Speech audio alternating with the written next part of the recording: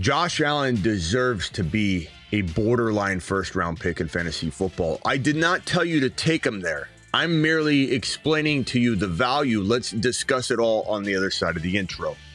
From the FantasyFootballShow.com studios, it's the Fantasy Football Show.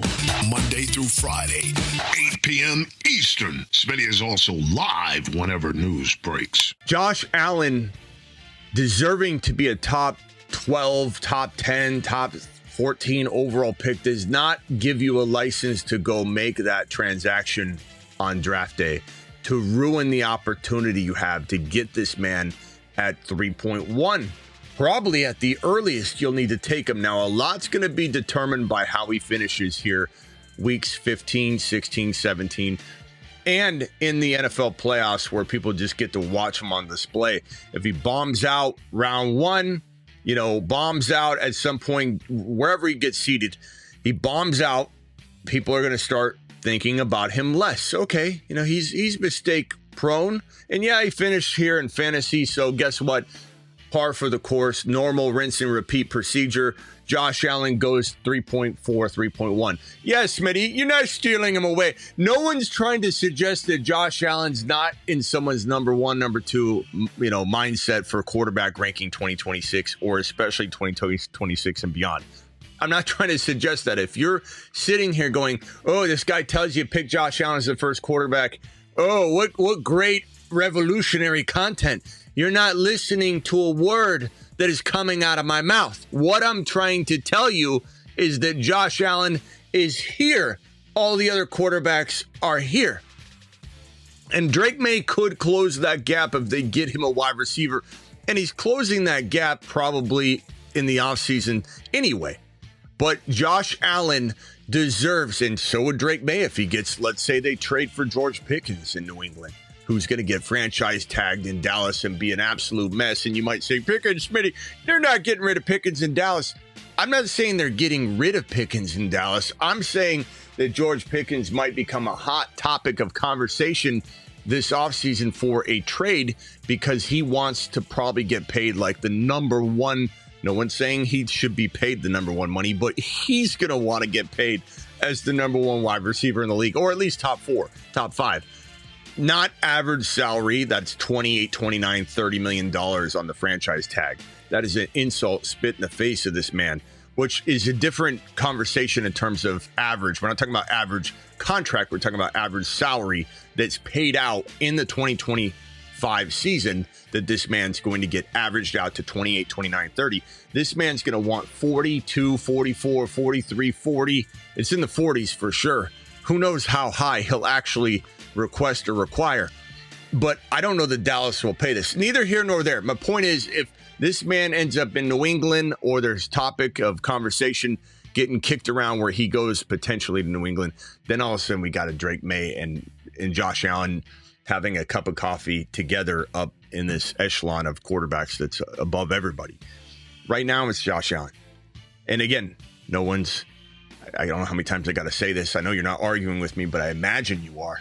So I'm saying stop arguing with me. I'm not saying that you don't know that I know that you know that he's the number one quarterback in fantasy. I'm merely telling you this. You're drafting here in rounds 1, 2, 3, 4, and you're being trained to say this is where quarterbacks go. You even consider quarterbacks here and here. You're an absolute imbecile. And I'm not saying that you don't take advantage of it. No one should be taking a QB in round 1 in a 1 QB. Why? Not because they don't deserve it. Josh Allen, put your earmuffs on. Shh. Josh Allen deserves this. 11, 12, 13.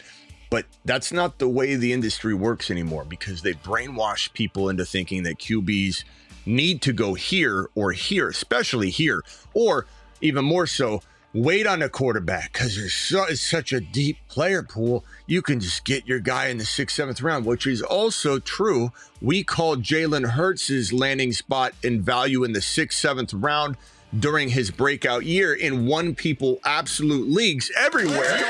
Mashed potatoes! We play this game too. We play it both ways. The thing that I tell you, the thing that this show will instruct you, on is that you play both games. You draft those guys, you also play this game, and then you've got trade value. How many people raise your hand in the comments drafted Jalen Hurts or JD5 the year JD5 his rookie year broke out, not this year, the year prior, drafted JD5 on the advice of this channel or just on your own accord, and you went out and you also drafted an early quarterback and you had a nice trade dilemma that got you a Puka Nacua or some sort of player in a trade that you didn't deserve according to your league mates, but you had the QB arsenal to make such a transaction and improve your lineup tenfold from your cost of entry. Yes, that's what this can do. So no one's saying don't go in the later rounds, 5, 6, go get a quarterback here. Where's Joe Burrow going to fall? Right here? That's a great value. Right here? Sure. No one's saying those aren't good values, but I'm merely telling you Josh Allen deserves to go here, but is going more in this 3 to 4 territory. What's that tell you about quarterbacks? What's that tell you about quarterback values on draft day? I'll tell you what it is. This is not like a car dealership.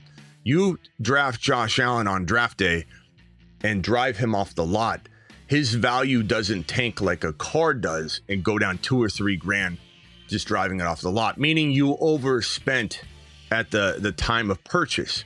No, my friend, this is completely different. If you draft Josh Allen at, let's say, 3rd round value or 3-point, we'll call it the in between the 3 and 4 round territory, you're going to be able to trade him for a pick or a player equivalent that is 1-2 turn. And I challenge you, go out and try and trade for Josh Allen after a draft is completed and try surrendering your 2nd round player that you took in this territory for Josh Allen. You're going to get a rejection. Not just because people have constructed their teams partly and they're like, this doesn't work for me, this doesn't make sense. But Josh Allen's value lives here in everyone's mind once the draft is complete, which tells you that the value of quarterback on draft day is crazy. And just because you can take a QB here or in round 7, you get Hurts in 6, 7, but you drafted an early quarterback. Now you got trade dilemmas in a good way. That doesn't change that. You can still play this game. No one should be taken in a 1 QB redraft. Best ball is different when you bully QB, but no one's taking 2 QBs in the first 3 or 4 rounds of a draft. You're wasting your opportunity to draft other players and fill your lineup up. But when you get into this territory and there's a quarterback here, 7, 8, sometimes 6, you already have one, you can play with that upside of making a trade, sure. And with all the injuries that struck quarterbacks this year, with all the madness and injuries in general, there's a lot of trade opportunity if you capitalize on it in a way that doesn't hurt your lineup or, kick you right in the sack in terms of building the most opportune situation for your roster. But I'm telling you this right now. This is what I'm going to close on. Josh Allen deserves to go here. He's getting drafted here. This is 2026. Doesn't even matter if he finishes on a tear. Everyone knows he could be the number 1 QB. No one's debating that, but he deserves to go here. You're getting him here. What does that tell you? He might be the best value in all of 2026 fantasy football drafting. I'm live Monday through Friday, 8 p.m. Eastern, every single Monday through Friday. I'm live whenever big news breaks. I'm also live at midnight almost every single night. That's at least 3 live streams pretty much every single day. Okay, so if you haven't subscribed yet, what in the heck are you doing? Second of all, I've got a Dynasty channel, link in description. It's youtube.com/Dynasty Fantasy Football. When you're on my main YouTube page, you just scroll to the bottom and you can see both channels always on either channel. And it shows you at the bottom my channels that I have on each of my YouTube pages if you ever get lost. And also click the Rumble link that's in the description. Rumble.com. /The Fantasy Football Show. Go check us out there too, because we do independent Rumble only shows. There's no excuse for you to watch another channel. I have more content than you can consume. Appreciate you. Welcome to the family. If you're new, smash that thumb up button on the way out the door and subscribe if you're new. Appreciate you. Leave a comment. Tell me what you think about Josh Allen. Deuce.